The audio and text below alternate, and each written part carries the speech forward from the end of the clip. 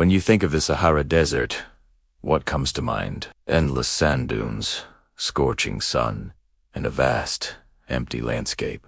Right, but what if I told you that this immense desert was once a lush, green savanna, teeming with life? And what if I told you that it was home to vibrant, sophisticated civilizations that have long since vanished, buried beneath the sands of time? Today, we're embarking on an epic journey to uncover the lost civilizations of the Sahara. We'll explore a world you never knew existed, a world of ancient cities, mysterious art, and forgotten peoples who thrived in a place we now consider one of the most inhospitable on Earth. So, grab your gear, because we're about to rewrite everything you thought you knew about the world's largest hot desert. This story begins around 10,000 years ago, during a period known as the African Humid Period. Believe it or not, the Sahara was a paradise. Monsoon rains, far more powerful and reaching much further north than they do today, transformed the arid landscape. Rivers flowed where there is now only sand, and vast lakes, some as large as countries, dotted the terrain. Lake Megachad, for instance, was a colossal body of water that would dwarf any of the Great Lakes in North America. This green Sahara was filled with elephants, giraffes, hippos, and crocodiles. It was a hunter's dream, and it attracted early human populations who followed the herds and the promise of water. These early inhabitants weren't just surviving. They were creating a rich and complex culture, and they left behind an incredible legacy for us to find. Thousands upon thousands of pieces of rock art, scattered across the entire Sahara. These are not simple doodles. We're talking about vast, open-air art galleries etched and painted onto cliffs and rock shelters. The most famous of these are found in places like Tassili Nazir in Algeria and the Caucasus Mountains in Libya. These sites are like history books written in stone. The art shows a world teeming with wildlife, depicting lively hunting scenes, herders with their cattle, and people dancing in ceremonial gatherings. Some images are so detailed they show different breeds of cattle, and even the patterns on people's clothing. This art is a vibrant window into the daily lives, beliefs, and social structures of these ancient Saharan people. It's a testament to a world that has completely disappeared. As we move forward in time, the art starts to change. We see fewer wild animals and more domesticated cattle. This marks a major shift in human history.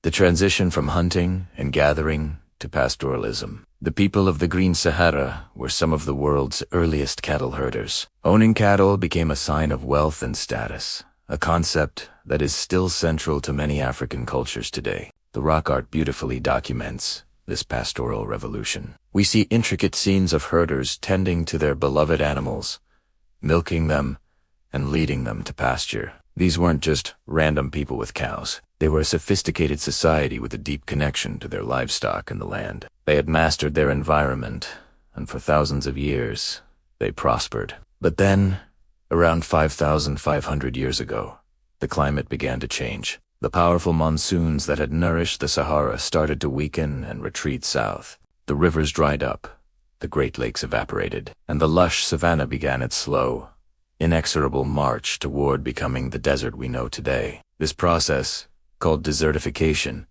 didn't happen overnight. It was a gradual drying that spanned centuries, forcing the people and animals to adapt or move. This climatic shift was the catalyst for one of the most significant migrations in human history. As the Sahara dried, its people were forced to concentrate around the few remaining water sources, like the Nile River to the east and the Niger River to the south.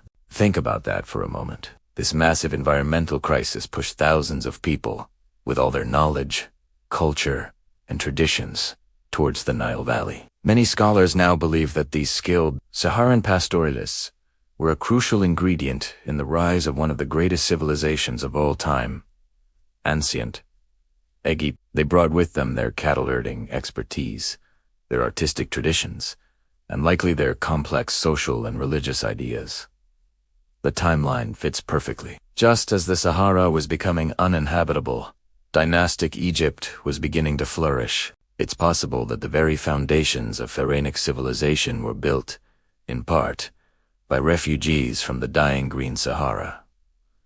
But not everyone left. Deep within the desert, some groups managed to hold on, creating remarkable civilizations against all odds. One of the most astonishing of these is the Garamantian civilization. Centered in modern-day Libya, the Garamantes were masters of the desert. They flourished from around 500 BC to 700 AD, a time when the Sahara was already extremely arid. So, how did they do it? They were brilliant engineers. They built an incredible underground irrigation system, a network of tunnels called fogaras, that tapped into fossil water deep beneath the desert floor. These tunnels, some stretching for miles, carried water to their oases, allowing them to grow dates, grapes, wheat, and barley. This agricultural surplus supported a powerful kingdom with towns, a ruling class, and a formidable army. The Garamantes controlled the Trans-Saharan trade routes, becoming the essential middlemen connecting the Roman Empire to the north with sub-Saharan Africa to the south.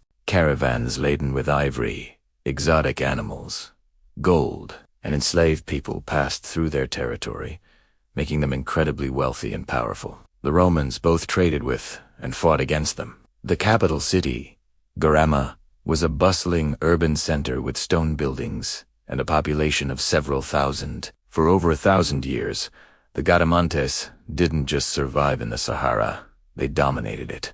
Their eventual decline was likely due to a combination of factors: the exhaustion of their fossil water supplies and the fall of the Roman Empire, their main trading partner. Their story is a powerful reminder of human ingenuity in the face of extreme environmental challenges. And the Garamantes aren't the only forgotten kingdom of the sands. Further south, in what is now Mauritania, lie the ruins of ancient cities like Tichet and Walat. These settlements, dating back to 2000 BC, are among the oldest stone-built settlements in Africa, outside the Nile Valley. They were built by a people known as the Sinink, who are considered the ancestors of the later Ghana Empire. These cities were part of a network of fortified villages, strategically placed on cliffs overlooking what were once grasslands. Their inhabitants farmed millet and herded cattle, living in a complex, stratified society. The sheer scale of these ruins, with hundreds of stone compounds, suggests a large and well-organized population. They represent another lost chapter of urbanism in the Sahara, proving that city living wasn't just confined to the Nile or Mesopotamia. So why have we heard so little about these incredible civilizations? There are a few reasons.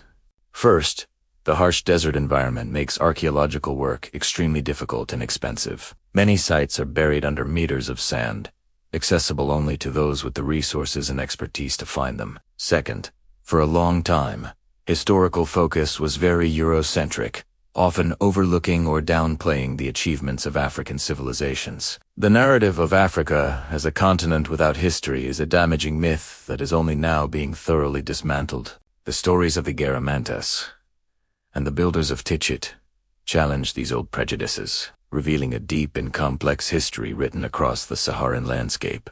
The legacy of these lost civilizations is all around us, even if we don't realize it. The traditions of cattle herding, the ancient trade routes that later became the arteries of the great medieval African empires, and the genetic and cultural DNA carried by people who migrated out of the drying Sahara. All of these threads connect back to this forgotten green world. Modern science is helping us uncover more secrets every day. Satellite imagery can now pierce through the sand to reveal the faint traces of ancient riverbeds and lake shores. Genetic analysis of modern populations is helping us trace the migration patterns of their distant ancestors. Each new discovery, whether it's a piece of pottery, a forgotten rock painting, or a satellite image of a lost river, adds another piece to the puzzle. The Sahara is not an empty void. It is a library, and its books are written in stone, buried in sand, and carried in the memory of the land itself. It holds the stories of our shared human past, of our incredible ability to adapt, to innovate, and to create beauty and complexity in even the most challenging of circumstances. The Green Sahara and its lost civilizations are a powerful reminder that the world we live in is not static. Climates change, empires rise and fall, and what seems permanent today can vanish tomorrow. But through it all, the human spirit endures. Thank you so much for joining me on this incredible journey through time. If you were as amazed by the hidden history of the Sahara as I was, please hit that like button and subscribe for more adventures into our planet's most fascinating mysteries. What lost civilization should we explore next? Let me know. in the comments below. See you next time.